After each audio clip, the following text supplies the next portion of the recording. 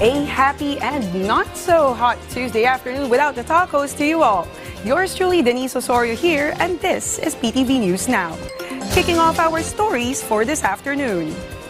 The annual joint Philippine and U.S. military drills known as Balikatan are set to kick off next Monday, April 21, with this year's theme Sabak and with perennial guest participants or observers, Japan and Australia watching nearby or in active roles or on certain drills all throughout. But with little time on to spare, with Philippines and U.S. military forces trying to put in volunteer community work to fill out idle time, such as a school renovation project in Bulacan and a medical and dental mission in a town in Cagayan province where at least 129 beneficiaries received free dental services like cleaning, extraction, and consultations free of charge. Palace Press Officer Claire Castro said this civic work by the Philippine and American soldiers underscore the outreach efforts to uplift local communities. Then again, these traditional joint military exercises that have strengthened the bonds between America and the Philippines as solid allies in the Southeast Asian region reinforces interoperability as well as enhance humanitarian and community development initiatives. This year's Balikatan is scheduled for April 21st to the 9th of May. Same old. Nothing has really changed in foreign policy in the transition from Biden administration to the Trump 2.0 presidency, despite fears and doubts from skeptics. The annual Balikatan military exercises are set to kick off Monday next week, and as a prelude to this annual military tradition, a triumvirate of U.S. senators is in town for defense cooperation and economic security concerns.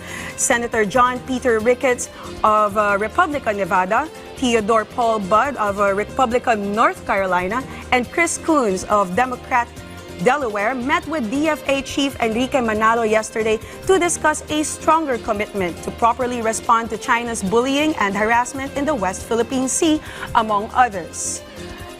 Unassailable proof of the United States government under President Donald Trump's commitment to adhering to the Inked Mutual Defense Pact and to continue to engage in keeping the Indo-China region safe and secure for all states and stakeholders.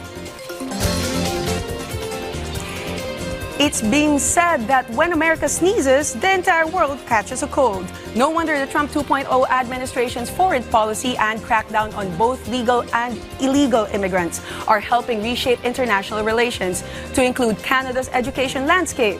This VOA report. Canada is cutting the number of international students it accepts to 437,000, down 10% from last year. Sheikh Omar Kirakoya came to Canada from Burkina Faso less than a year ago. His journey mirrors that of thousands of international students across Canada. J'ai choisi le Canada parce que le Canada est un pays où il y avait plus d'opportunités pour mon domaine et ça offrait plus de formation. But it's harder now to stay and work in Canada after graduation. Prospective students will need to show they have more than $20,000 in savings instead of the previous $10,000 requirement.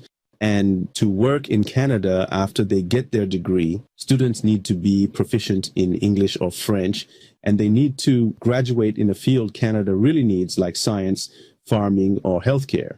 Quand j'ai quitté le pays, c'était pour faire l'exploitation minière. Mais maintenant, avec les nouvelles lois d'immigration, cette filière n'entra pas en compte. J'étais obligé de changer de filière parce qu'il faut s'adapter aux nouvelles lois. Canadian officials say the new rules are designed to pause population growth in the short term to give the Canadian government time to improve access to housing and healthcare. With so much uncertainty, students are turning to immigration services and apps like Shira, founded by Bucky Wanda. Her site provides tools that guide students through visa applications, immigration rules, and job searches.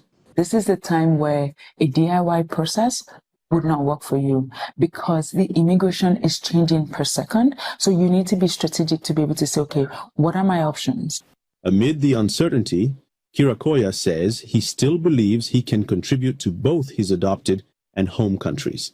Ce que je compte faire après ma formation, c'est acquérir de l'expérience ici, de chercher de bonnes opportunités et après quelques années, retourner au pays. parce que je veux mettre en valeur ce que j'ai appris ici au service de mon pays. Wanda points out that international students contribute over $22 billion to Canada's economy every year, and she says reducing their numbers could weaken Canada's economy and access to talent. Arzuma Compaore, VOA News, Calgary, Canada.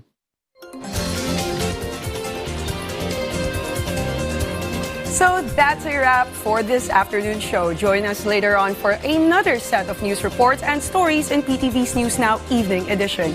And make it a habit to always stay connected by keeping your diet for news here with PTV for stories you can trust and count on. This is Denise Osorio, and thank you for watching PTV News Now.